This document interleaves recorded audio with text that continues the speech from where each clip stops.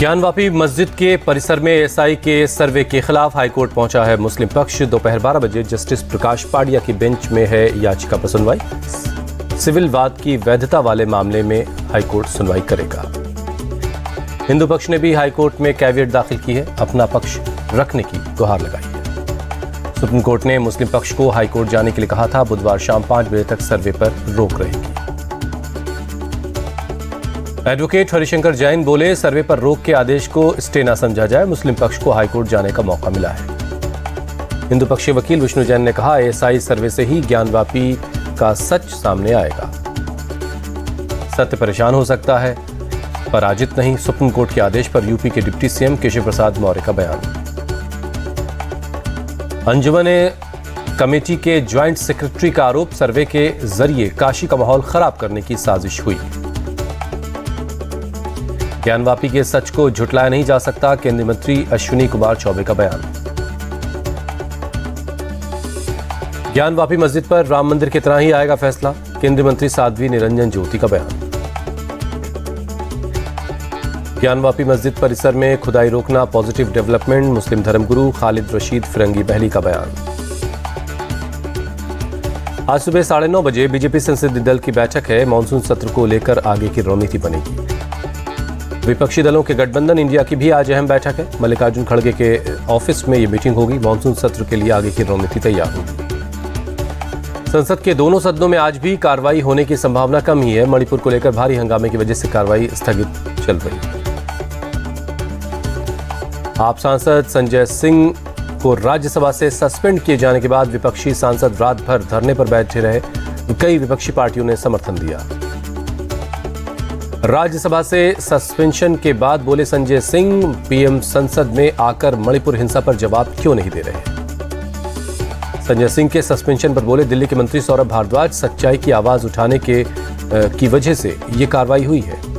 गृहमंत्री अमित शाह बोले, सदन में चर्चा के लिए तैयार है सरकार, विपक्ष चर्चा होने दे। अमित शाह ने विपक्ष पर साधा निशाना, कहा पता नहीं विपक्ष चर्चा से क्यों भाग रहा है। अमित शाह के बयान पर बोले लोकसभा स्पीकर, संबंधित विभाग के मंत्री ही चर्चा में हिस्सा लेते हैं। संसद के दोनों सदनों में चर्चा को तैयार हैं गृहमंत्री अमित शाह, पर विपक्ष सुनना नहीं चाहता। केंद्रीय मंत्री स्मृति ईरानी का पलटवार। कांग्रेस अध्यक्ष मल्लिकार्जुन खड़गे की पीएम मोदी से मांग, संसद में आकर बताएं मणिपुर हिंसा पे आगे क्या कार्रवाई हो रही है। कांग्रेस अध्यक्ष मल्लिकार्जुन खड़गे का निशाना, मोदी सरकार की मंशा है कि कोई बोले ही नहीं। कांग्रेस नेता जयराम रमेश का सवाल, संसद में मणिपुर हिंसा पर चर्चा से क्यों भाग रहे हैं पीएम। संसद में मणिपुर हिंसा पर चर्चा में शामिल हो पीएम मोदी। कांग्रेस नेता अधीर रंजन चौधरी की मांग। मणिपुर में 2 महिलाओं से बदसलूकी के मामले में 14 लोगों की पहचान हुई है। पहले ही 6 लोग हो चुके हैं गिरफ्तार। रिपोर्ट के मुताबिक मणिपुर में मैतेई और कुकी समुदाय के पास करीब 3000 हथियार हैं। 6 लाख से ज्यादा बुलेट्स भी उनके पास हैं। मेघालय के तुरा में सीएम ऑफिस पर भीड़ ने पथराव किया। 5 पुलिसकर्मी जख्मी हैं। भीड़ ने को तितर बितर करने के लिए पुलिस को आंसू गैस के गोलों का इस्तेमाल करना पड़ा। मुख्यमंत्री कॉनराड सांगमा गारो हिल्स में आंदोलनकारी संगठन के साथ चर्चा कर रहे हैं। तुरा में शीतकालीन राजधानी के लिए भूख हड़ताल पर हैं आंदोलनकारी। मेघालय के सीएम कॉनराड सांगमा का बयान, बोले तुरा में सीएम सचिवालय के बाहर जो घटना हुई वो बहुत दुर्भाग्यपूर्ण है। कॉनराड सांगमा ने कहा, ऐसा लगता है कि पथराव उन लोगों ने किया जो आंदोलनकारी ग्रुप का हिस्सा नहीं थे। पुलिस कड़ी कार्रवाई करेगी। कॉनराड सांगमा ने घायलों को चिकित्सा भत्ता के तौर पर 50,000 रुपए देने का ऐलान किया। बोले सारा खर्च सरकार उठाएगी। पीएम आवास पर आज शाम 6:30 बजे केंद्रीय कैबिनेट की बैठक है। पीएम मोदी करेंगे अध्यक्षता। पीएम मोदी अब एनडीए के सांसदों के साथ भी बैठक करेंगे। 10 ग्रुप्स बनाए गए हैं। आज यूपी और पूर्वोत्तर के सांसदों के साथ बैठक है। 27 जुलाई को पीएम मोदी राजकोट के नए हवाई अड्डे का उद्घाटन करेंगे। प्रोग्राम से पहले एयरफोर्स ने हवाई अड्डे पर लैंडिंग और टेक ऑफ का परीक्षण किया। महाराष्ट्र कांग्रेस नेता पृथ्वीराज चौहान का बड़ा दावा, 10 अगस्त के आसपास सीएम बन सकते हैं अजित पवार। महाराष्ट्र के डिप्टी सीएम देवेंद्र फडणवीस ने अटकलों को दिया विराम, कहा एकनाथ शिंदे ही सीएम रहेंगे। बर्खास्त मंत्री राजेंद्र गुढ़ा ने राजस्थान विधानसभा में लहराई लाल डायरी, जमकर हुआ हंगामा। स्पीकर ने सदन स्थगित कर दिया। राजेंद्र गुढ़ा और मंत्री शांति धारीवाल के बीच हुई बहस, हाथापाई की नौबत आ गई। रफी खान ने बीच बचाव किया। सदन से बाहर निकलने पर बोले राजेंद्र गुढ़ा, 50 से ज्यादा लोगों ने मुझे लात और घूंसे मारकर बाहर किया। राजेंद्र गुढ़ा का बड़ा आरोप, लाल डायरी में विधायकों की खरीद फरोख्त का हिसाब किताब है। मंत्री शांति धारीवाल का पलटवार, लाल डायरी बीजेपी और राजेंद्र गुढ़ा की साजिश, वो विपक्ष के हाथों में खेल रहे हैं। नेता प्रतिपक्ष राजेंद्र राठौर बोले, लोकतंत्र शर्मसार हुआ, किसी को बोलने नहीं दिया जा रहा। केंद्रीय मंत्री गजेंद्र सिंह शेखावत का सीएम गहलोत से सवाल, लाल डायरी में ऐसा क्या है जिससे सरकार में बेचैनी है। बीजेपी सांसद राज्यवर्धन सिंह राठौर का अटैक, राजस्थान में सिर्फ कुर्सी बचाओ योजना चल रही है। राजस्थान कांग्रेस प्रभारी सुखजिंदर सिंह रंधावा को की पीएम मोदी पर विवादित टिप्पणी, कहा मां अच्छे संस्कार नहीं देती तो बेटा पीएम जैसा बन जाता है। रंधावा के बयान पर स्मृति ईरानी का कांग्रेस पर अटैक, बोले ऐसे नेताओं को बढ़ावा देता है गांधी परिवार। केंद्र सरकार ने वक्फ बोर्ड को दिया सख्त संदेश, अहमदिया मुसलमानों को काफिर नहीं कह सकते। केंद्रीय मंत्री स्मृति ईरानी ने कहा, देश का कानून वक्फ बोर्ड को काफिर बोलने की इजाजत नहीं देता, संविधान और एक्ट ऑफ पार्लियामेंट के खिलाफ है। अहमदिया मुस्लिम को लेकर जमीयत उलमा हिंद का बयान, दुनिया में कोई भी उन्हें मुसलमान नहीं मानता। दिल्ली के गीतिका सुसाइड केस में आज आएगा फैसला, केस के मुख्य आरोपी हैं हरियाणा के पूर्व गृह राज्य मंत्री गोपाल कांडा। एनएसए अजीत डोवल ने जोहान्सबर्ग में फ्रेंड्स ऑफ ब्रिक्स मीटिंग में हिस्सा लिया, साइबर सुरक्षा के मुद्दे पर विस्तार से बातचीत हुई। दिल्ली में बीजेपी अध्यक्ष जेपी नड्डा से मिला नेपाल का डेलीगेशन, पार्टी के कामकाज करने के तरीकों को समझा। गुरुग्राम में हेली हब बनाने की योजना बना रही हरियाणा सरकार, राज्यसभा में ज्योतिरादित्य सिंधिया ने लिखित जवाब में बताया। झारखंड में बांग्लादेशियों के घुसपैठ पर राज्यपाल ने जताई चिंता, सीएम से इस मसले पर बातचीत हुई। जम्मू कश्मीर के डीजीपी दिलबाग सिंह का बयान, पाकिस्तान ड्रग्स पेडलिंग का काम कर रहा है, कई मामलों में कार्रवाई भी हुई है। संसद भवन में भारतीय वन सेवा के ट्रेनी अधिकारियों से मिले उपराष्ट्रपति जगदीप धनखड़, कहा कोई भी व्यवस्था अनुशासन और मर्यादा के बगैर विकसित नहीं हो सकती। बंगाल सरकार को सुप्रीम कोर्ट से लगा झटका, रामनवमी पर हुई हिंसा के मामले में एनआईए जांच रोकने से किया इनकार। सुप्रीम कोर्ट के फैसले के बाद बदला बंगाल सरकार का सुर, टीएमसी सांसद डोला सेन ने कहा सुप्रीम कोर्ट के आदेश का पालन करेंगे। सुप्रीम कोर्ट का असम में परिसीमन रोकने से भी इनकार, कहा चुनाव आयोग को रोकने का आदेश नहीं जारी कर सकते। पूर्व सांसद अफजाल अंसारी को इलाहाबाद हाईकोर्ट से मिली राहत, गैंगस्टर केस में बेल मिली लेकिन बहाल नहीं होगी सांसदी। आदित्य ठाकरे के करीबी सूरज चव्हाण पर शिकंजा, कोविड घोटाले में मुंबई पुलिस की एसआईटी ने की पूछताछ। नोएडा और गाजियाबाद में हिंडन नदी का कहर, गांव में घुसा पानी, एनडीआरएफ की टीम ने रेस्क्यू ऑपरेशन चलाया। गाजियाबाद में हिंडन नदी में उफान आने से करहेड़ा में आई बाढ़, 2 बच्चों के डूबने से मौत, शव बरामद कर लिए गए। दिल्ली में यमुना अब भी खतरे के निशान से ऊपर बह रही है, सोमवार रात 9 बजे 206.04 मीटर रहा जलस्तर।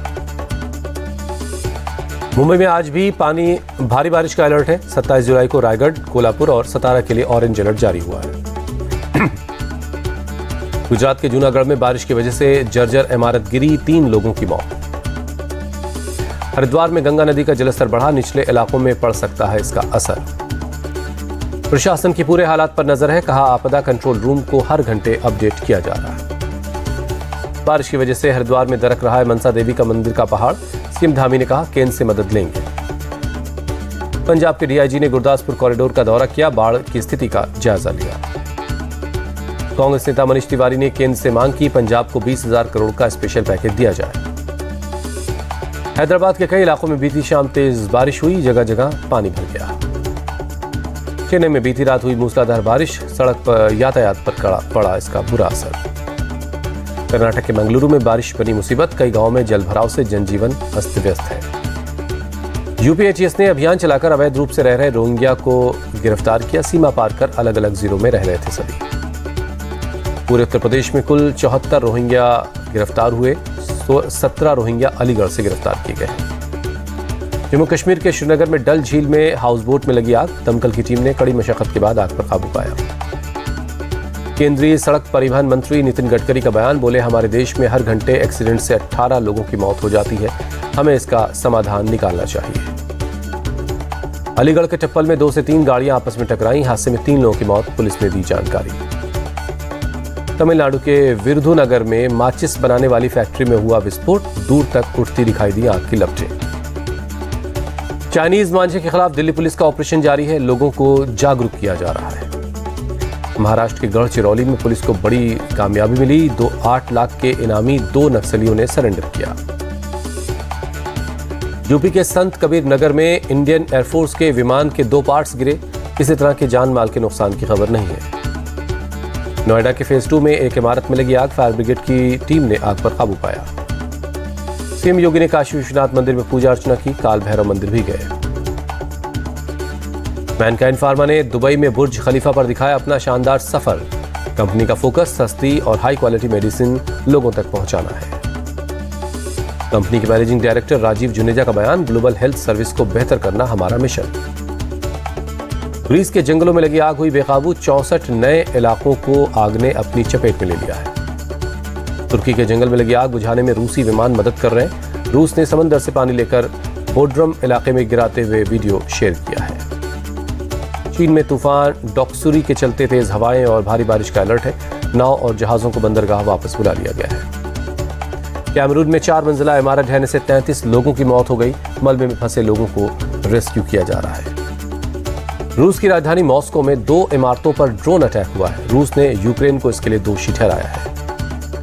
चीन के चांगचुन में 26 से 30 जुलाई तक होगा एयर शो का आयोजन। वायुसेना ने की रिहर्सल। भारत और वेस्टइंडीज के बीच पोर्ट ऑफ स्पेन टेस्ट रहा ड्रॉ। टीम इंडिया ने 1-0 से जीती सीरीज। बारिश ने भारत की क्लीन स्वीप के उम्मीदों पर पानी फेर दिया। 5वें दिन बारिश की वजह से एक भी गेंद नहीं फेंकी जा सकी। मोहम्मद सिराज बने player of the match. West Indies की पहली पारी में लिए थे 5 विकेट। रोहित शर्मा ने रचा इतिहास। टेस्ट क्रिकेट में लगातार 30 बार डबल डिजिट स्कोर बनाने वाले पहले खिलाड़ी बने। ईशान किशन ने पहली हाफ सेंचुरी लगाने के बाद ऋषभ पंत को कहा शुक्रिया। एनसीए में पंत ने अच्छे हिट्स लगाने के लिए टिप्स दिए थे। फिल्मी गाने पर क्रिकेटर शिखर धवन ने किया डांस। इरफान पठान, दिनेश कार्तिक समेत कई खिलाड़ियों ने तारीफ की। विनेश फोगाट और Bajrang Punia Asian Games trial के लिए हैं तैयार। बोले, हम ट्रायल से नहीं भाग रहे हैं।